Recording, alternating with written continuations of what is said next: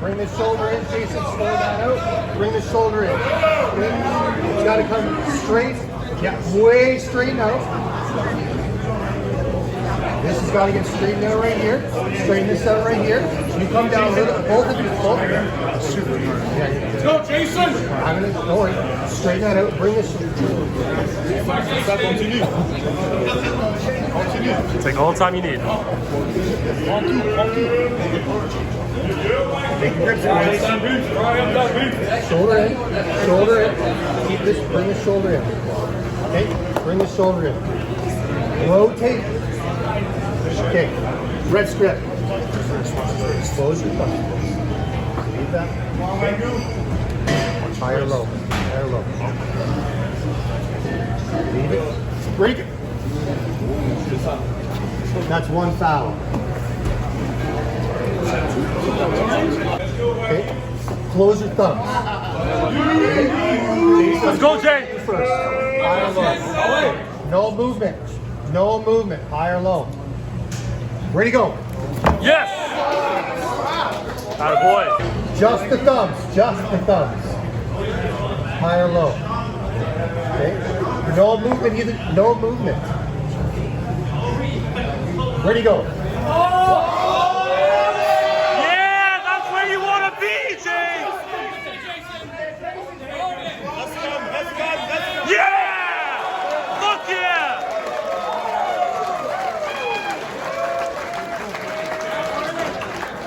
Shoulder in. Okay. Shoulder in. On two. Rotate out. Both Get that hit first, Jay. I have to see them up on both. On two. Stay on it. Don't be. Okay. On two, Rotate it. Take this out right here. Take this out right here. Back to center a little bit. Back to center a little bit. Back to center a little bit. Rotate this out. Rotate it. Leave it there. Ready to go. Yeah. Straps. Get what you need. Shoulder in. Shoulder in. Bring the shoulder in. Okay. Jason, Make sure you're happy with that grip. Shoulder in. Get it on your side. Take this. It's got to go to your side. Get Get it on your side, Jay. Get it on your side. Back here. Take this out right here. Take this out right here. Flatten. Flatten. Ready to go. Voilà! Reste au milieu, reste au milieu, reste au milieu. Reste calme, reste calme, reste calme. Tire, tire, tire. Tire, tire, tire. Tire, tire, tire. Tire en arrière. Tire en arrière. Bring us in. Bring us in. Garde le centre. Off the thumb knuckle. Même chose, même chose. You as well. There you go. There you go. There you go. Okay. Straighten this out. Garde ton Straighten centre. this out. Back to center tiny bit. Straighten this out right here. Ready to go. Garde le centre. Get on top of it, Jay. Get on top of it. Hold it. Hold it. You got it. Hold it.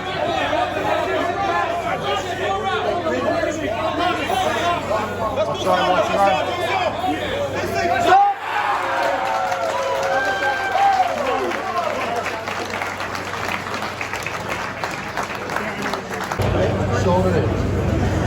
Just got to see thumb knuckle on both of you. At this point, I don't see thumb knuckle on either one of you. Okay?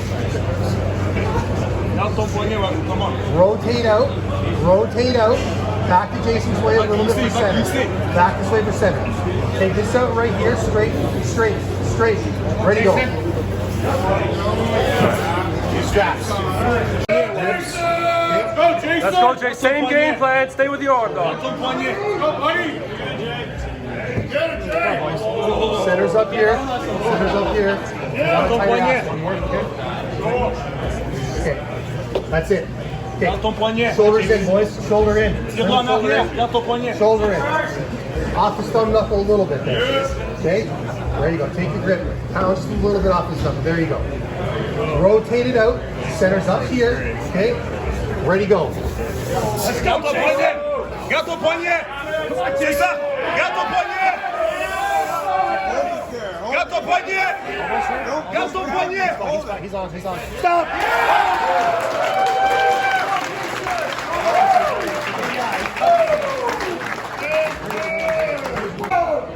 Shoulder in square. Garde ton poignet.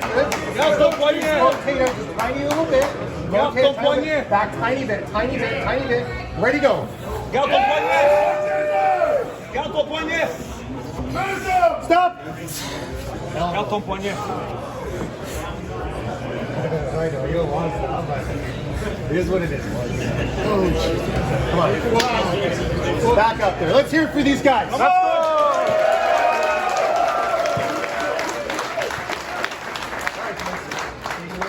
Garde ton poignet. Okay, shoulders in. Take your grips, boys. There you go. Leave it there. Leave it right there. Back just tiny bit. Back Garde ton poignet. Ready to go.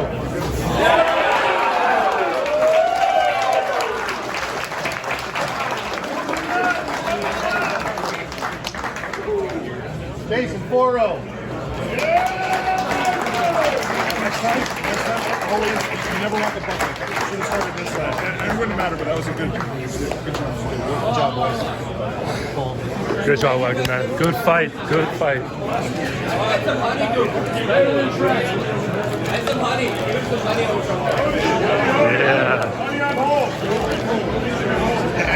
And the honey. For a sweet victory. For a very sweet victory. This time.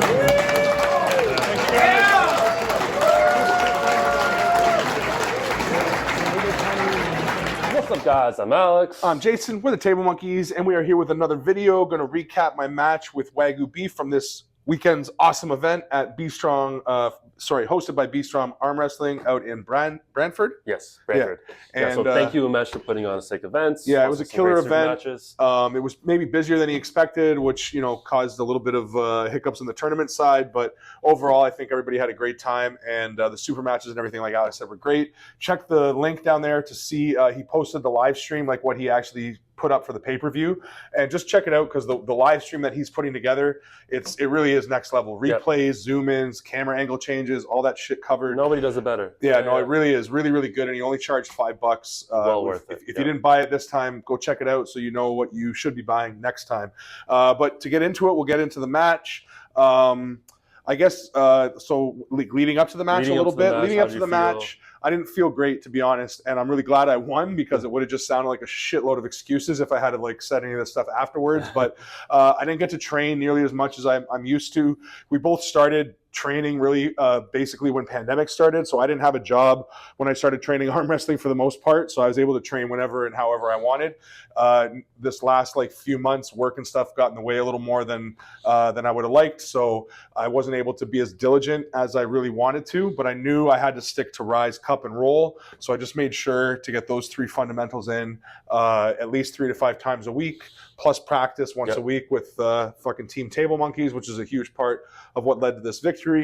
But I did some test lifts 10 days, which is usually my schedule. About 10 days out, I check pull-up strength, pressing strength, maybe back pressure strength. And back pressure strength was good. The rest, the gym lift, pull-up, bench press, tricep, all that shit was not bad, but it was nowhere near what I was hoping for or where it has been before. My PR was, I think, 12 pull-ups at 308. I was a little heavier, 315, but I only got 5. So it was not what I was not the confidence builder that I wanted going into the match. And then 2 days before the match, I woke up.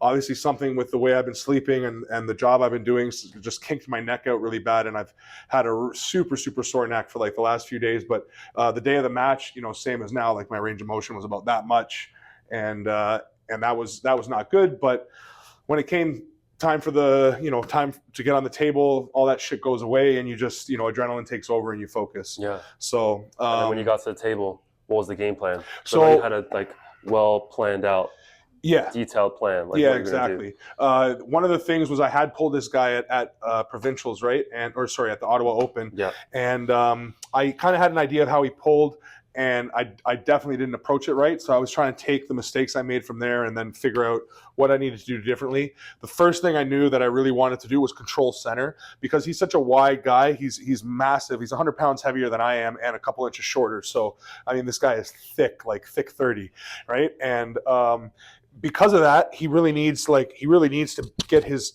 hand close to his chest and get himself, across his body like this. So I knew if I could get the setup to just, even if it was here, even if he can still get that angle, but he's got to be outside his body a little bit, so he's off the table or whatever. As long as I could get him a little bit off of center, I knew that was going to take him a lot away from what he needed and get me really close to what I needed, which I needed to just be able to hit him to here. If I could get him to here, it was going to completely change what happened in Ottawa. So that was the first thing. On the setup, made sure to really duck my first shoulder so that I can set my pronation behind it, so that when the ref straightens us out, my pronation is really locked and really pushing, again, trying to keep him off his shoulder a little bit outside of center, so that when I hit, I can hit this way. The other thing I notice is I always crowd the front of the pad too much, so I get too far on their side of the table, and though I'm getting a lot of height, I don't have any height to gain. And I've noticed like longer levered people, like when Alex arm wrestles, his elbow's usually further back on the pad, and then when he wants height, he pushes his elbow forward, and he's able to rise up through my hand so effectively. Well, because I know that I've got the height advantage over Wagyu, I wanted to try to do that, so I was trying to make sure to get here, and then again, when the ref straightened this out, I was trying to bring my elbow back so that I had that to kind of force up into. That helped me get the slip really easily. And then once we were in the strap, it sort of helped me really maintain my rise and get over his hand a bit, which I think was the sort of what I was missing with my King's move the first time I did it with him, was I didn't have enough initiation with the rise. So I was left kind of underneath. And even though I stopped it, it left it easy for him to make adjustments. Yeah, you're much more aggressive with your hits into the King's move, and you weren't even hitting into a King's move position. You were hitting, I was hitting offensively. Trying to gain fundamentals, and then letting him, once he tried to drive you, then roll into the King's move. Yeah. That's exactly right. And that is a big difference too. So I always say when you King's move, you don't want to cup. Well, like Alex said, I wasn't trying to King's move off the go. I was trying to make sure to be set up like this, and my hit was high and to the side. Like I wanted, if it was just perfect, I wanted it to look like that round 4 where it was just smack like that. And then, like Alex said, if I get to here, I get some fundamentals. He stops me here. When he starts to drive, that's when I can really lay into I'm letting go of my cup now. I'm holding my pronation and my rise strong, and using the fact that I have side of the table to be my advantage, right? I don't need the cup at that point, but the cup is how I got there. So that worked really good round 1. I got him to my side, held him up a bit. He drove a bit. It wasn't anywhere near the power I felt at Ottawa because I had gained the position I needed. And then when he came to regrip, I regripped with him and finished. Obviously, the refs missed a little bit of a foul there.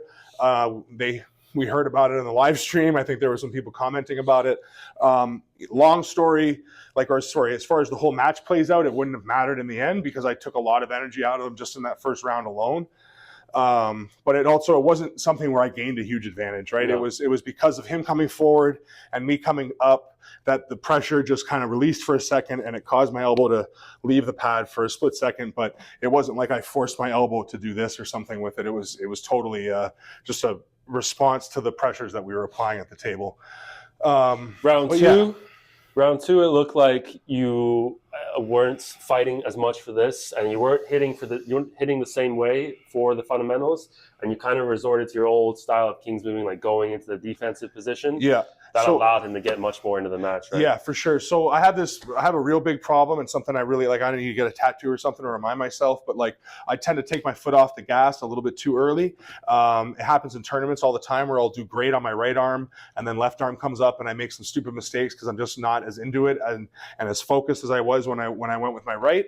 So round 2, that kind of happened. I felt so dominant that round 1. Everything went exactly as planned, and finishing him took almost nothing. And I was like, oh fuck, okay, like this is going to look too easy.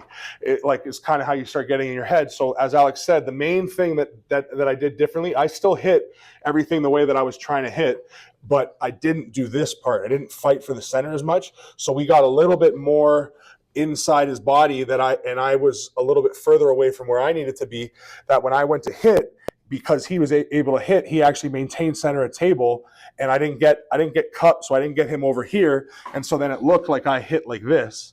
And then once we were here, he's able to get behind it and press, and that was where I had to come off the back of the pad. Again, using experience to understand I've got a foul to give. I need a restart. That was a shitty setup and a shitty hit on my part. I can do better. So that's what I did, foul out of the match. Every time I do that, I know for him it's bad because he's not going to have the endurance I do. It's just not going to happen with the time that we've been pulling and everything. So I was very confident that that was something that I was going to have over him, and that started to play out, especially after this point. So we get the reset, I get the hit that I want, and this is where it starts to get real ugly for him.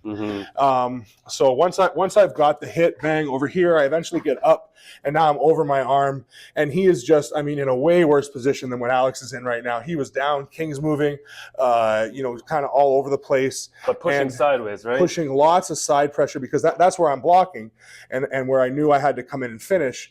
And at one point, I mean, you can hear Dalen tell him, like, look at your hand, because he's like fully forced like this. If you watch Uncle John and Aussie Arm Wrestler, they like had a moment where they thought his arm was going to explode. And when I look back on replay, I'm like, holy shit, because it was an ugly spot.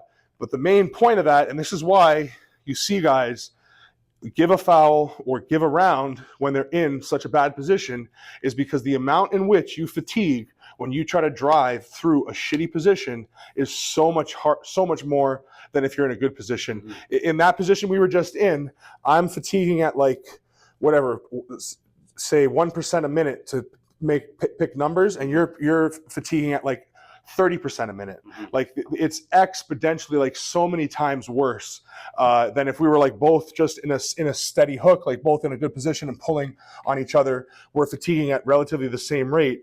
In that ugly position, good position, it's like I'm fatiguing at like a tenth, a fraction, a minuscule fraction of the rate he's fatiguing. Yeah. So after that round was done, his arm was done, he was done, and it was pretty easy from there. He put up a decent fight in the third round, started to do a bit of his own King's moving, but even off the hit, I basically didn't even need to King's move. Like I got right to a high hook, and then it was just a matter of getting through his arm, which is strong as fuck. And then, round 4, I tried to play with him a little bit. Round 4, put him in a hook, which, again, fresh for fresh, slow pull. If I put him in a hook, he would tear me across the table. But I've now chipped away at him enough that I can do that. Put him in a hook, took his pronation away, able to hold him in the hook a bit. I got an elbow foul. At that point, I realized, okay, don't play with your food. Eat it, as we heard earlier in the tournament, which is a great statement somebody made. And also, I heard BLM make that point before of like, going through a super match, if you can finish that last round, like just smash like a flash, it just kind of caps off the dominance. So I just set up and let's get out of here. Let's go get a drink and be done with this. So big flash at the end. And again, the way that I hit on that last hit was basically the stroke I was trying to use for the whole match. Coming forward, coming up, a lot of cup, and then as much to the side as I could. Yeah, it was a great dominant victory in the definitely end. And he's got a huge amount of potential. He's a super young puller. It was definitely a match I was supposed to win. If I had lost this one, I would have had a lot of questions that I needed answering for. So it's not like a win that I'm like super proud of, like, oh, this is a great accomplishment for me. But what I am super proud of is the fact that I avenging a loss by going back to the chalkboard, figuring out all the mistakes I made, correcting them, coming in with a game plan and sticking to it. The fact that I was able to pull all that together and stick to the game plan as much as I did is what I'm pretty happy about. And as we said earlier, a lot of that has to do with the club that we have to train with. The fact that I have all the people, the pool of people to pull from, to not only ask opinions, what do you think, what's the right move, all that stuff, but then the training partners, main training partner for me for this was Mike Smith. So big shout out to Mike Smith for helping me get here for this win.